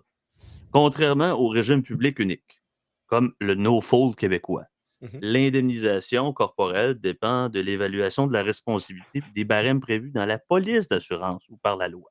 Là, on ne tombera pas dans les, les nuances du Deutsche. Tu sais, j'ai ici, là, par exemple, des organismes comme le BaFin, Bundesverein für Finanzierhandlungsaufsicht, supervise les compagnies d'assurance au niveau financier. Puis là, c'est comme un organisme financier au-dessus des assurances. Puis là, je l'ai dit d'un trait, vous me le refaites pas dire, sinon je vais mourir et vous n'aurez plus d'affaires. Bon, au niveau, du permis de conduire, on parle de l'exemple floridien là, avec Jeff Fillion qui en français s'en a parlé. Il y a le Führerschein, qui est le permis de conduire qui est délivré par des autorités régionales. Donc, bon matin pour ce qui est de la décentralisation des pouvoirs, ou les Landes. C'est comme il y a des petites portions, les Landes, les Länder, les Landes, les municipalités. Donc, il n'y a pas d'entité unique au niveau national. Imaginez-vous comment ce genre de truc-là, quand c'est réglé au régional ou au local, ça permet peut-être une meilleure compartimentation de la sécurité au niveau des données. Parce que ça fait longtemps que c'est numérisé, mes amis. Là. C'est pas en 2023, je ne sais plus c'est quand. Donc, la Zulassung se fait au niveau local auprès des Kreis, donc les arrondissements comme Chicoutimi pour Saguenay, là, admettons. Et bon, tu as des organismes indépendants qui sont des inspections techniques obligatoires périodiques sur les contrôles techniques ou les émissions polluantes. Ça, c'est la partie un peu plus étatique du Deutschland. Mais on pourrait faire un podcast complètement là-dessus, mais c'est des exemples comme ça qu'on peut voir. Donc, c'est surtout celui-là que je me suis concentré. Il y avait l'Irlande ou la Suisse aussi, mais je n'ai pas de données. Je n'ai pas regardé intensément.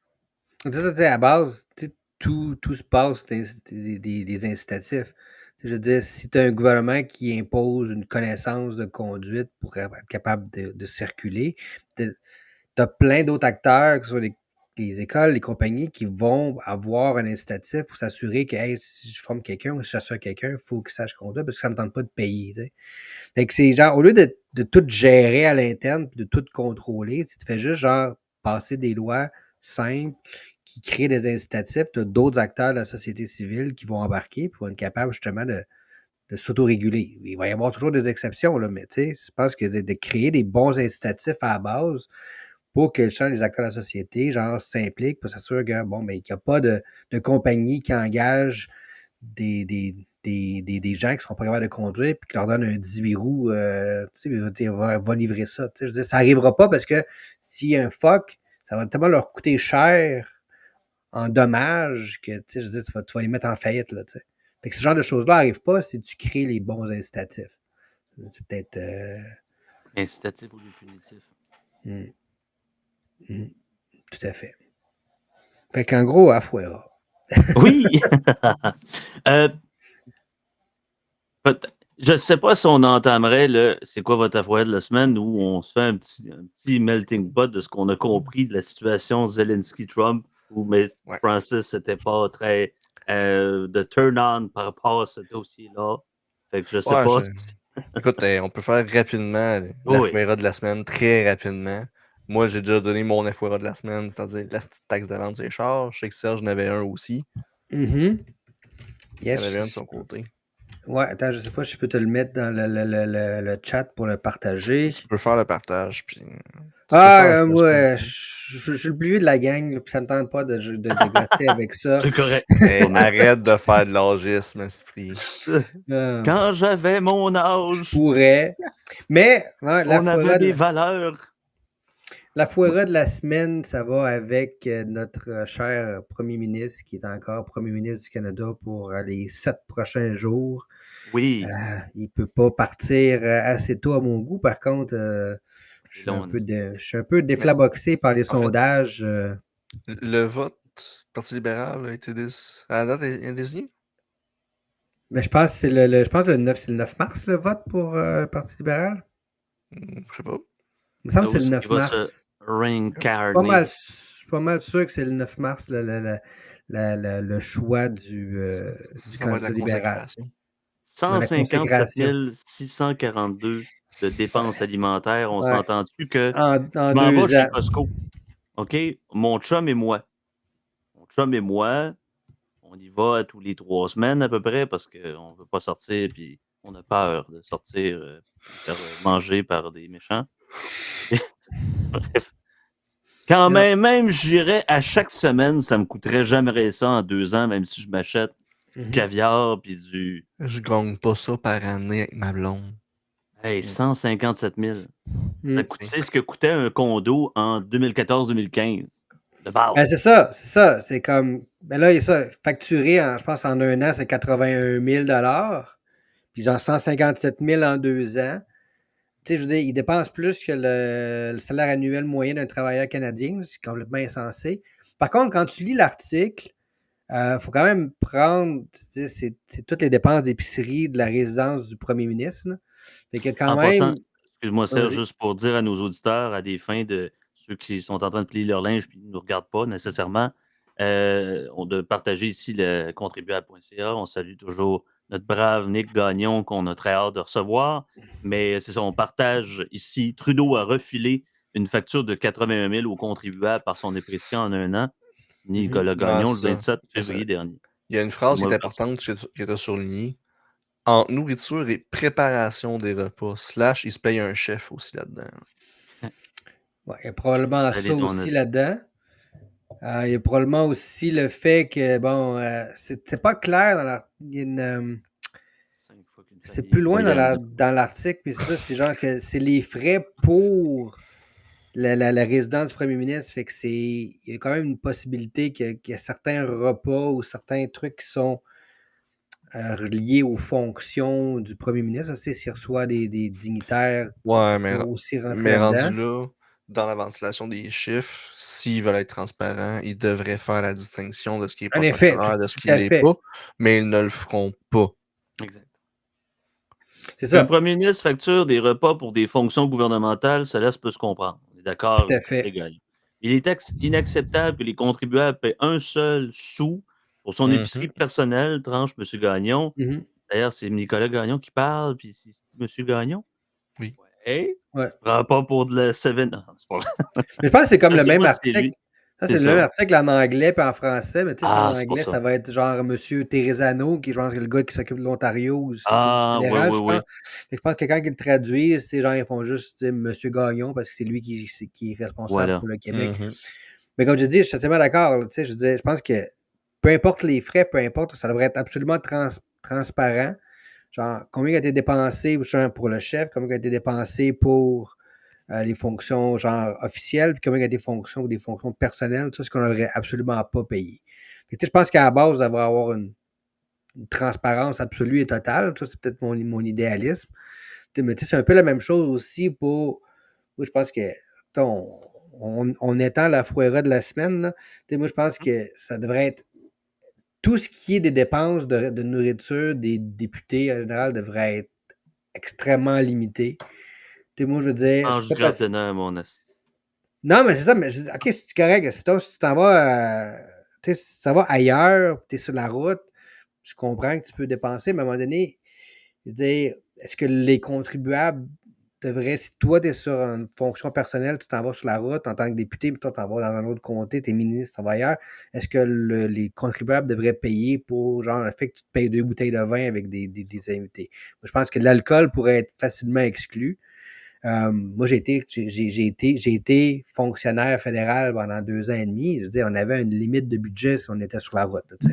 Je veux dire, à un moment donné, pas parce que tu es élu que genre tu peux aller genre au restaurant du Parlement où c'est ton lieu de travail, puis que tu peux genre manger du homard puis charger des bouteilles de vin aux frais des contribuables. Puis ils Ben, disent tu après sais, ça, on ne demande pas quels sous-vêtements vous portez, dit mais écoute, l'ancien président de l'Assemblée nationale. tu Hey, dis, son salaire est déjà astronomique, il vit dans un Mhm, manoir. On devrait dire son salaire est gastronomique déjà, là. On va donner mhm. 400 Tu 000 sais, par année, ça coûte 120 000. ben, on, écoute, on se met dans un monde fictif, là, où je suis premier ministre du Québec. Là. Yes. Honnêtement, c'est pas mon projet de loi 1, c'est dans mon top 5, là, de genre réglementer et encadrer de manière très, très, très stricte les dépenses des élus pour justement genre, éviter ce genre d'abus-là. ben, Je en veux dire, fait, tu peux pas te dire on va faire du ménage dans la fonction publique sans justement te mettre des chaînes et te restreindre toi-même, sinon tu n'as aucune crédibilité. ben, Mhm. en fait, en temps normal, en temps normal, le projet de la loi sur le traitement des élus au fédéral, la façon que ça a été fait, quand ils ont décidé d'imposer l'indemnité de dépenses, ce qu'ils ont fait au fédéral, c'est qu'ils ont versé un salaire, puis ils ont versé l'indemnité complète. Voici le montant. That's it, that's all. Organise-toi avec ça. On arrête de déclarer. Ça donnait un bordel de réclame telle dépense, celle-là est imposable, celle-là, elle l'est pas, celle-là, c'est imposable à tel niveau. Ça devenait un bordel.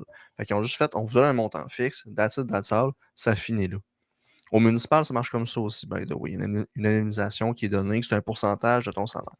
Pour faire simple, la plupart des municipalités avaient décidé d'augmenter le pourcentage qui était donné d'indemnisation quand ils ont décidé d'imposer l'indemnisation avant était non imposable. Fait que, tu sais, il y a déjà une certaine forme de réglementation à ce niveau-là. Est-ce qu'on peut l'étendre à tout ce qui est repas dans un contexte protocolaire? J'aurais pas de problème avec ça. Tu sais, je prends, mettons, moi, dans mon cas, dans mon emploi au privé, comment ça fonctionne si je vais en chantier ou si je vais voir des clients à l'extérieur? Si j'ai à dîner à l'extérieur, que je suis à plus de 40 km de la bâtisse, ben j'ai 25 de compensation, peu importe mon repas. que ce soit un mec double à 2,99 sur l'application en spécial, ou que ce soit le repas dans le gros restaurant, c'est 25$. Tu connais ça vraiment pratiquement. OK? Tu connais ça à scène près. Regarde, moi, c'est la même chose. Je veux dire, je suis au privé. Tu sais, je veux dire, j'ai pas d'allocation, mais j'ai des maximums pour déjeuner, pour dîner, Mhm. puis pour souper.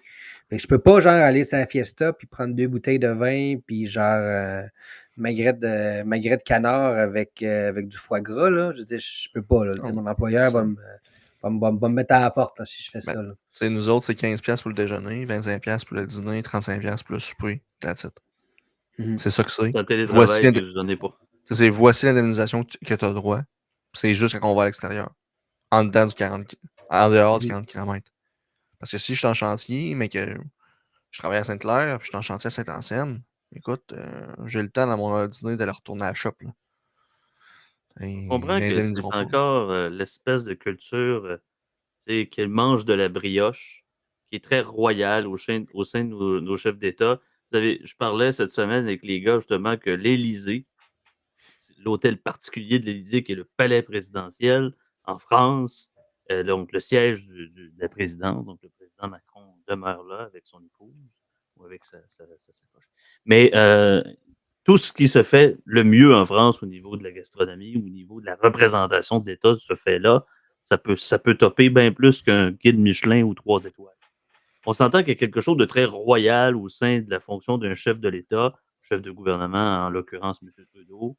Je ne sais pas c'est quoi, je ne sais pas qu'est-ce que va faire le DOGE, le Department of Government Efficiency, avec M. Trump, déjà qui mange du PFK et du Coca. Je ne pense pas que M. Trump se gargarise au champagne, et même s'il est milliardaire, même s'il a toujours eu accès à ces produits-là, je ne pense pas non plus. Lui-même, d'ailleurs, avait renoncé.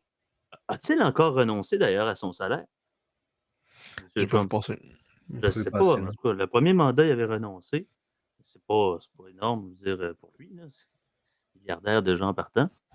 Mais, tu sais, il y a toujours des dépenses, puis ils ont un décorum, un protocole.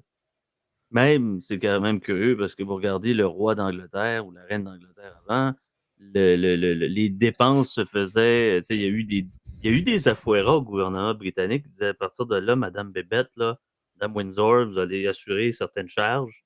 Et là, à partir de ce temps-là, la famille royale a été capable de subvenir à ses besoins. Déjà elle le faisait depuis les Essex, hein, depuis les premiers. Mais était capable d'assurer sa propre continuation de ses dépenses. On Mhm. s'entend, Et c'est la encore le reine cas aujourd'hui. d'Angleterre, c'est Ben, c'est la encore plus le grande cas propriétaire aujourd'hui. terrienne aussi en Angleterre. Oui, Là. oui. Ouais. Tu sais, ce serait épouvantable dans un système comme celui-là, dans un contexte où il y a eu des vagues, où il y a eu je peux pas dire des, mais un anus horribilis, par exemple, des anis horribilis. Bref, un pluriel latin. Ben, c'est ça, c'est que grosso modo, les chefs d'État sont dans une forme de protocole, mais protocole puis protocole, il y a des limites. Ça devrait être dans un contexte rare. Et pendant que les gens sont, ben, sans dire crèvent la gueule ouverte, là, ça serait un petit peu intense. Une inflation, ce qu'on parle de l'épicerie, on parle de boycotter les Tropicana parce que les États-Unis sont des méchants. Fait que là, tu vois cette facture-là, c'est de l'outrecuidance. Ben, j'y étais justement la semaine dernière au pays du méchant Donald. Oh ouais. Puis, ben, c'est sûr que, tu sais, dans mon contexte à moi qui fait beaucoup affaire aux universités, c'est sûr qu'il y a quand même une crainte à cause justement du NIH puis des restrictions financières. Mais tu sais, à part de ça, je veux dire, it's life as usual. Là, tu sais, je veux dire, le monde n'en parle pas, genre 24 heures sur 24, 7 jours sur 7. Là. Tu sais, je veux dire, tu sais, genre, plusieurs de mes collègues sont plutôt favorables à ce qui se passe. Fait que, à un moment donné, en tout cas, je trouve que c'est comme un deux poids, deux mesures avec ce qu'on voit dans nos médias. Là. Bon, c'est intéressant. J'ai survécu à mon séjour au pays du méchant Donald. T'es devenu Et- américain, t'es un traître à la nation. Mhm. Écoute, il est même allé dans l'arena où ce que l'équipe de hockey porte fièrement un canon de l'époque de la Mhm. Révolution sur le Ouais. chest. Yes. Avec le coup de canon à chaque fois qu'il y a un goal. Mhm. J'étais présent. C'est vraiment drôle. J'étais à Columbus. Là. Donc, j'allais voir les Blue Jackets contre les Stars. Belle victoire de 6-4 des Blue Jackets. Mais là, le billet où j'étais, genre 10e rangée en face de la ligne rouge, m'a coûté genre 48 piastres US. Tu sais, j'en regardais, genre pour des billets pour dans le pit. Puis genre, sur StubHub, ça commençait genre à 14 piastres. Wow. Alors que moi, avec plusieurs années, j'étais allé voir le Canadien de Montréal, puis j'étais la dernière rangée en haut, puis ça m'a coûté 200 piastres. Puis là, on compte pas la bière. Là. Le Non, c'est sûr que la bière, ouais. Mm. C'est sûr que la bière, 2 bières coûtait 35 piastres, là. Mais tu sais, pas c'est une comme... bière. C'est une calice de grosses bières en plus. Ben là. Tu sais, j'en ai juste pris une, tu sais, j'étais avec un collègue, là, fait que j'en ai juste pris une. Fait que, tu sais, ça m'a coûté genre... Je n'ai pas. Mais Un gros fût, il y a un fût, c'est une d'une belle bière. Labatt Blue. On n'entend pas. Non, ça coupe le son. Ah, oui. Désolé, il y a un appel qui me résonnait dans Les risques du métier, le direct, sans filet. Je sais pas si est-ce que vous l'entendiez ou... Non, pas Ok. Parce que moi, j'entendais ça, genre, je vous entendais même plus, j'entendais juste mon téléphone. Mais, je m'entends pas moi-même. OK. Bon, en tout cas, on essaie de... Ukraine! On essaie... Francis s'est fâché. C'est ça. Ben, moi, ma vision est très simple. Par rapport à ce qui s'est passé, tu sais, Francis qui l'a écouté pendant 1 heure puis qui aurait comme non, je veux plus en parler. Mais qui connaît le sujet, bien qu'il y a des gens qui voulaient en parler puis ils n'ont jamais vu la scène, ils ont juste vu la photo. Essentiellement, c'est un spectacle un peu désolant, bien que ça soit historique, un chef d'État qui en chiale un autre devant les caméras, sans filet, c'est spectaculaire. Mais essentiellement, je trouve que c'est pas la bonne chose à faire. Puis bien que les gens font Let's go Trump, puis tu sais, Je trouve c'est vrai que ça faisait amateur. qu'il manque respect. Ça faisait amateur, exactement. Ça faisait amateur, tu sais. Normalement, tu fais. Quand t'es rendu à faire de quoi de télévisé comme ça, grand public, avec le vice-président qui est là, le président, le secrétaire d'État, t'essaies d'avoir au minimum une partie de l'entente qui est canée. Tu fais pas la négociation en public. Là, c'était amateur. Qu'on soit d'accord ou non avec les points qui ont été dits, ça, c'est une autre discussion. Mais juste le format qui a été choisi, c'était amateur. Non, ça, mais, Arrêté au premier dit, mandat c'est de Trump, spectacle. j'aurais compris. Le gars, il commençait, il connaissait pas les protocoles, il connaissait pas l'envergure que ça avait. Présentement, il est supposé savoir qu'est-ce qu'il fait. Puis Chris, on a encore l'impression qu'il est en train de dealer ça au McDonald's. Là. Mais c'est ça, puis tu sais, il y a plusieurs choses peuvent être vraies en même temps. Là. Je dis oui, ça peut être vrai, parce que les points discutés sont valides et justement sont discutables. Ça peut être aussi vrai que genre ça a été amateur, puis ça avait pas juste pas de classe. À un moment donné, il faut être capable d'analyser une situation en s'enlevant le miroir de la partisanerie. Là. J'essaie au moins de remercier, au moins de saluer l'effort de Fox. Quand ils ont fait l'entrevue avec Volodymyr Zelensky, j'ai vu un média qui est comme on va le laisser parler. Puis de toute façon, c'est dans l'intérêt du média de s'il a à se planter qu'il se plante. Parce que les journalistes ont la fâcheuse habitude de vouloir incarner le politique comme en France. On veut faire le débat. Tu es un journaliste de Fox ou de CNN ou d'ABC, peu importe. BBC, peu importe le média, et tu as le chef de l'État qui est dans une situation de guerre. Bon, en raison de l'OTAN, peu importe le casus belli de ça, le casus bella, les casus belli, bref. Peu importe le chef de l'État, ben tu l'as sur ta chaîne de nouvelles. Fait que ça devrait être. Il y a quand même une forme de protocole en disant ben, laisse-lui parler. Laisse dire son point. Il se plantera s'il veut. Au moins, ils ont été corrects, je pense, Fox News là-dessus. Mais je suis d'accord. Mais là, je veux dire, je dirais peut-être 80% des messages qu'on voit passer, c'est des gens qui sont basés sur la partisanerie. C'est ou t'aimes Trump ou t'haïs Trump, mais c'est juste ça ton frame de pensée. Alors que, tu sais, je dis, il y a un middle ground entre les deux. Puis, moi, comme je dis, je veux dire, 50 nuances de gris, c'est pas juste un livre, là, tu sais. Il y a beaucoup de choses qui se passent entre le noir et le blanc, là, tu sais. Il y a beaucoup de gris entre les deux. Puis, à un moment donné, tu sais, il faut s'enlever la partisanerie, puis il faut être capable d'analyser une situation. On va se le dire, là. C'était amateur hour, puis c'était déplacé. Trump, même s'il est prévisible, il peut être impulsif. Parce qu'il est allé dire que Poutine, qu'il ait raison ou non en passant. On est dans le jeu diplomatique. Là. Il y a quelque chose de liché là-dedans. Il y a des comportements adoptés, que tu sois un chef de l'État, un ambassadeur, un diplomate. Je ne suis pas quelqu'un qui est très versé sur les protocoles, mais ça prend une forme de neutralité, comme un Japonais qui se présente dans une compagnie, puis d'avoir un visage quand même partiellement neutre. Parce que oui, c'est beau la politique sensible, puis spectaculaire. Non, non, non, Calisse, non. Tu vas pas dire, président Poutine, si tu es à la table des concertations puis tu veux qu'il y ait un arrêt de bref, ou une paix, de dire que he's a killer, it's a murderer. Non, non. Quand même, tu dirais la même chose de Zelensky en disant que c'est un dictateur. Non. Non, même si je comprenais que la logique diplomatique de Donald Trump étant commerciale, hamiltonienne, devrait-on dire, dans le langage des relations internationales américaines, il y a toujours des limites dans ce sens de négociation-là. Il y a beaucoup trop de responsabilités pour qu'on puisse tenir un discours aussi abject. Je pense que Trump s'est très mal comporté avec ça et je pense pas qu'il s'est aidé. Parce que, ouais, en décembre, il disait moi, t'as arrêté ça, cette guerre-là. Hey, si tu as à prendre cette équation-là, beaucoup trop de variables, tu as beau être la première puissance mondiale et le Commander of Chief des American Forces, ça te donne pas. Va jouer du code. Tu sais, le fond sublime, la forme sublime souvent le fond. Tu sais, quand tu vois Trump qui arrive, qui bouscule tout le monde, ben oui, ça paraît viril, c'est God and Pro, ha ha ha, on a bien du fun. Mais c'est pas digne de la responsabilité d'un président. Tu sais. Si on l'a le comparer à M. Reagan, ah oui, tu sais, M. Reagan n'aurait jamais fait ça.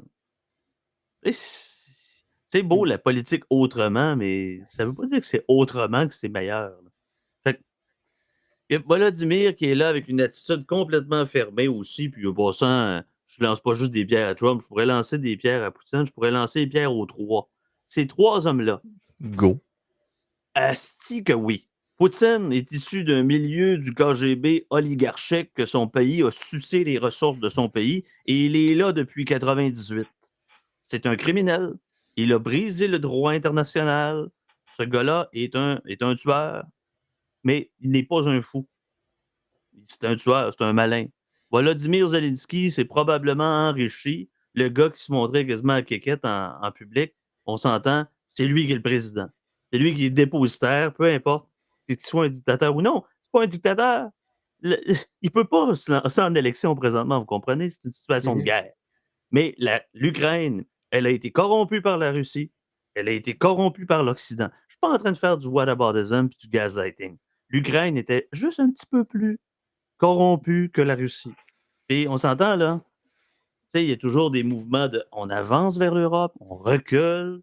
Tu sais, si vous revoyez, là, si vous voyez l'histoire d'Ukraine, sans qu'on fasse 3 heures là-dessus, là, mais l'histoire de l'Ukraine n'a pas commencé en 2014. Il y a la Révolution orange, il y avait la princesse Leia, là, la madame le corrompue qui a fait un séjour en prison là, à cause du pétrole. Tu avais Poroshenko, tu avais Timochenko, Yolina Timochenko. Déjà là en partant, on n'est même pas encore rendu à Crimée là, en 2014. Fait que ce n'est pas de justifier les exactions de l'un et de l'autre, mais c'est pourri. C'est pourri de Kiev à Moscou. Puis que l'Occident embrase en disant on va exporter la démocratie, puis que l'autre, là, Van der Leyen, comme je l'appelle bien, qui s'en va dans des affaires de protocolaire en disant ah ouais, putain, mais ils n'aident pas, on va les aider, les autres, qui doivent dépenser de Ouais, l'argent, je des veux dire, milliards de dollars. C'est complètement pourri. Tout ça. la démocratie ne s'importe pas ou ne s'impose pas par la force. Je veux dire, regarde, l'Afghanistan, les Américains ont dépensé quoi, 20 20 ans. milliards sur 20 ans. 20 ans pour remplacer les talibans par les talibans, tu sais. C'est ça. L'Irak, ça va pas autant mieux. Ça va même pire selon comment tu regardes les choses, ça va même pire que sous Saddam. Ce qui est pas peu dire, ça allait pas nécessairement bien sous Saddam. Fait que, tu sais, si c'est pire aujourd'hui, ça va bien. Mhm. Tu sais, le nation building n'a jamais fonctionné. Puis si, un peu comme Sam disait, avec le niveau de corruption de l'Ukraine, je suis désolé de dire ça, j'ai rien contre le peuple ukrainien en soi, mais on peut pas dire qu'on défend la démocratie si on défend le gouvernement ukrainien. Non. Il y a une La différence entre, Rada, là. il y a une différence entre vouloir que le peuple ukrainien arrête de souffrir, Mhm. et même chez certains points que le peuple russe aussi arrête de souffrir. J'ai rien contre les Russes comme tels. Mais il faut se poser la question, parce que tu viens de le dire, la nation building. Est-ce que c'est vraiment ce que les Russes veulent? Non. Que, tu sais, on va jusqu'au Rio Rikid, la première dynastie régnante avant les Romanov au 17e siècle. Mhm. Tu t'en vas des Romanov pendant 300 ans. Tu t'en vas jusqu'en 1917, la révolution soviétique, 72 ans de communisme. Après ça, tu as Gorbatchev, après ça, tu as Yeltsin, etc., etc. On s'entend que quand on parle de Ivan le Terrible, Ivan Grozny, c'est le premier tsar de toutes les Russies, terrible, c'était pas méchant. C'était comme, c'est fort, c'est féroce, c'est cruel, mais on a besoin de ça pour tenir la nation. On s'entend C'est... que sur le plan Écoute, des valeurs, tu essaies de comparer ça, tu es un petit Québécois du Saguenay, puis tu regardes comment les Slaves se fonctionnent, que ce soit la Bulgarie, la Biélorussie, la Serbie, l'Ukraine et la Russie. tu sais, C'est pas les mêmes skis, mais est-ce qu'ils veulent vraiment ça? Puis c'est dur à tu sais, savoir. j'ai un blanc sur le nombre de nations comme telles qui sont répertoriées en Russie, mais c'est pas loin d'une centaine. Oui, à peu près. T'as- Des sujets russes, C'est ça. 111. Tu sais, t'as pas le choix d'avoir quelqu'un qui a une poigne de fer en haut. C'est triste. Avec leur structure, ils n'ont pas le choix. Mais on pourrait Sinon, bien dire Afuera, puis on installe Milei en Russie. Ben oui. Hein? Mhm. écoute, Demain. Milei est contextuel à l'Argentine, ça fonctionne bien pour le moment en Argentine. Je suis pas sûr que tu peux exporter sa formule telle qu'elle ailleurs. Je suis pas certain. Mhm. Les Très incitatifs complexe. sont pas les mêmes, les enjeux sont pas les mêmes. Mhm. Et tu sais, tu t'en vas avec le contexte des oligarques, tu veux leur enlever le pouvoir, ça se peut que ça va contre toi qui te calent en dessous du bus, là. Mhm. Tu sais, on s'entend, là. Ils voudront pas le perdre le pouvoir, là.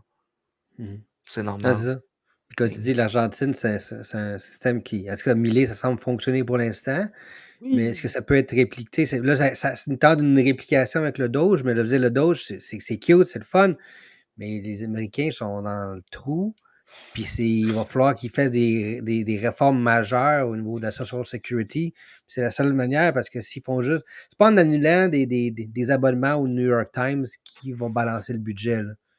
Il y a des Hey, réformes la majeures, puis ils n'ont marchandise. pas de l'air à vouloir vraiment s'aventurer là-dedans. Non, anyway, Trump l'a dit ouvertement qu'il modifierait pas ça. Mais tu sais, je veux dire, regarde, je veux dire, la Social Security, là, je veux dire, il l'a annoncé, là, ça va être bankrupt dans 10 ans. Là. Puis là, Mhm. ils vont essayer de gosser des affaires probablement ici et là, puis là, ils vont leur pousser dans l'autre 5 ans, mais je veux dire, il faut que tu aies des réformes majeures là. Le Doge ne va pas sauver la situation budgétaire des Américains. C'est Il le a fun. 2 ans? Ça donne un beau spectacle, mais je veux dire, il y a des réformes majeures qui doivent être faites au gouvernement américain. Puis ça va plus loin que juste le Doge. On Mhm. s'entend livrer la marchandise dans un contexte où 2 ans, c'est pas long. Là. Parce que Mhm. oui, ça y est là depuis janvier, il a signé tellement de décrets. Là, il a signé un décret que l'anglais, ça me fait rire. Péquiste. Péquiste! Ah oui, c'est ça. Il est essentiellement péquiste. Ben oui, ben Yann a dit ça, je ne sais plus qui d'autre a dit ça, mais on a tous pensé à la même affaire. L'anglais comme langue officielle des États-Unis depuis 13 colonies, je sais pas. Je sais pas. Hein, c'est pas l'Apache, c'est pas Oui. l'espagnol. Écoute, je regarde le sud des States, là, c'est pas mal l'espagnol. Dans le sud des States, c'est pas mal l'espagnol. Mhm. Et là, de le mettre, là, on va sauver l'anglais, hein? Il faut sauver l'anglais aux États-Unis. Il va Moi, moi, falloir une je vais loi être 101 radical. américaine. Je Hey, suis ok. un relativiste culturel, puis ça, il n'y a Ok. pas un nationaliste. Écoute, ça, c'est l'engeance absolue des nationalistes. Et je pense pas qu'ils vont nous écouter jusqu'au bout par rapport au Patreon si on le sort un jour. Mais si ta nation ou ta civilisation doit être protégée de façon artificielle, elle doit crever. Je m'excuse. Les Vikings sont morts. C'est bien dommage, hein? Les gars avec des haches, puis Odin, puis regarde, ils Ah n'ont ben, pas résisté à l'ordre du temps. Les Mayas, c'est la même chose. mhm. Je m'excuse, mais à un moment donné, vouloir protéger la langue, puis tout ça, regarde, ça se fait de façon naturelle aussi, là. Tu sais, l'anglais. Exact. Exactement. Puis tu sais, surtout dans le cas dans le cas des States, c'est un peu ironique. C'est quoi? Je vous donne une proposition de même, les boys. Si on rend obligatoire l'apprentissage de l'espagnol langue seconde, pensez-vous que les péquistes sont d'accord? Ben non. Euh, oui. Hein? Un peu, là. J'ai pas compris, là, excuse-moi. Je veux dire, au Coupe Québec, donc. je veux dire, au Tu lieu, au rends lieu de- au Québec l'apprentissage de l'espagnol comme langue seconde plutôt que l'anglais. Est-ce qu'ils sont d'accord? moi, je miserais sur oui. Honnêtement, je pense que les péquistes, ça c'est Je mon pense que côté même moi, c'est mon excuse-moi. côté anti-péquiste, là. Mais je pense qu'une grosse partie du mouvement, du cas des péquistes, c'est que c'est fuelé que par la haine de l'anglais. Mhm. C'est Puis que la si haine des Anglais. c'était, L'apprentissage du hongrois, langue je veux dire, tierce. honnêtement, OK, puis je m'excuse pour je m'excuse pas pendant tout pour les péquistes, là. Mais que je dis, Mais oui, selon certains, ça a l'air que je suis rendu péquiste avec mon texte la semaine passée. je veux dire, Ah non, oui? mais moi, là, honnêtement, puis je pense que je l'ai déjà dit dans le premier podcast, je fais la différence entre péquiste et souverainiste, là. Je veux Oui, dire, c'est comme. Ah non. Sam est souverainiste, mais n'est pas péquiste. OK? Puis je pense que moi, le péquiste, c'est genre Oh, mais la je haine de l'anglais, puis c'est suis pas un vrai. l'ignorance économique. Je suis pas un vrai parce que OK? j'impose des conditions. Il faut que tu sois jusqu'au boutiste. C'est comme l'Église catholique romaine et apostolique, c'est la vraie foi, c'est le dogme, that's it. T'es un protestant, t'as la lecture particulière. Je suis comme un protestant, moi. Mais la seule chose, c'est que je sais pas si Paul Saint-Pierre mange-moi le bonbon pourrait me brûler sur Ouais, la mais place publique. je veux dire, Je sais là, on s'égare, On s'égare. on est parti de la SAC, on a passé par les spas, Les l'Ukraine, Ukrainiens. Ah oui, c'est le, parfait, ça. le Doge. Là, on est rendu au péquisme. Mais tu sais, je veux dire, ce qui est plus J'aime tellement ce important, je veux dire, podcast. c'est la liberté des individus plus que la liberté du gouvernement. Ça sera toujours ma position. Puis c'est ce que je trouve qui est déplorable avec les péquistes, c'est qu'ils sont plus intéressés à l'indépendance du gouvernement. Je veux dire, les Cubains ont leur pays, mais les Cubains ne sont pas libres. Je veux dire, la Corée Ultimement, du Nord ont leur pays, mais ils ne seront pas libres. ultimement, c'est pas la souveraineté politique qui va te faire avancer. Puis ça, c'est l'argument que Sowell a beaucoup, un argument que Germinal Jevan ramène aussi beaucoup. Oui. C'est pas le pouvoir politique qui va t'amener la réelle dépendance. Loin de là. C'est d'avoir des institutions qui protègent tes libertés individuelles et qu'après ça, individuellement, tu t'assures, avec la liberté qu'on te donne, tu as une responsabilité qui te revient et tu t'assures de la prendre pour faire en sorte que jamais quelqu'un puisse s'approprier ta responsabilité sur ta propre vie. Regardez, là, sans parler de ceci n'est pas du communisme, puis ça fait 43 fois qu'on échoue, puis c'était pas du vrai communisme, mais juste à la base, quand il y a un changement radical d'opération au niveau d'un régime politique, donc de la monarchie de 1789 à 1793, par exemple, en France, on comprend que c'est une bourgeoisie particulière du tiers-État qui a pu se lever en élite. Vous allez comprendre, je vais aller rapidement, là. C'est quand même une élite minoritaire qui a proposé de changer ça en disant ben, la révolution va vous sauver, alors qu'en réalité, elle a sauvé cette élite minoritaire-là. La révolution bolchevique, on voulait déclarer le pouvoir aux soviets, mais en réalité, ça a été le pouvoir du parti majoritaire, le parti bolchevique. Ça, c'est juste deux exemples dans l'Occident. Vous allez dans la révolte des boxeurs, vous allez dans tout ce qui est de révolte, ou même dans le contexte de la révolution, entre guillemets, de Spartacus contre la Rome, il y avait encore cette minorité-là en disant nous, on va comprendre mieux que vous ce qui est bon pour vous. Puis ça, c'est même avant le concept de démocratie représentative. Donc, imaginez comment le pouvoir s'est scindé avec des petites mains au début d'un autre régime. C'est ça essentiellement. Si vous voulez une vraie révolution ou un vrai changement de régime, faites en sorte que les prochains dirigeants ou les prochains représentants vont posséder moins de pouvoir qu'avant ce régime-là. Essentiellement, c'est ça. Mais je suis utopique, je suis naïf, je suis crétin. Je pense que je comprends peut-être pas l'humain dans sa complexité, puis que les masses et les foules veulent un petit père des peuples ou veulent un pater patria, whatever you want. Mais bon, j'irai sur une île déserte. Qu'est-ce que tu veux que je te dise? Mhm. La foira. À côté de celle de Vincent. Mhm. Il ne voudra pas Mhm. m'inviter. Il va manger ses steaks, puis je vais regarder avec les jumelles, puis. Tout ça avec ton tofu. Non, non, non, non, non, non, non, non. Mhm. Ça, c'est mon chum à Mais côté qui fait son tofu. je sais pas si c'est. Je sais pas si c'est exact, mais c'est genre, qu'est-ce qui vous dérange le plus avec le libertarianisme? C'est d'être libre de prendre vos décisions ou de plus gérer la vie des autres? qu'à un moment donné, genre, Que plus donné, personne genre, contrôle votre vie. C'est pas facile. Mode c'est ça. manuel, automatique. C'est à un moment donné, je dis, moi, je n'ai rien à foutre de ce que mon voisin fait. Là. Je me dis, c'est pas à moi à gérer les autres, j'en ai assez à gérer de ma vie. Mais on peut-tu arrêter de vouloir gérer comment les autres se comportent? Là? On peut-tu se mêler de nos affaires, puis genre, la liberté, ma liberté arrête la liberté du voisin, mais on peut-tu genre arrêter justement de vouloir contrôler ce que les gens pensent, disent, font? Voilà!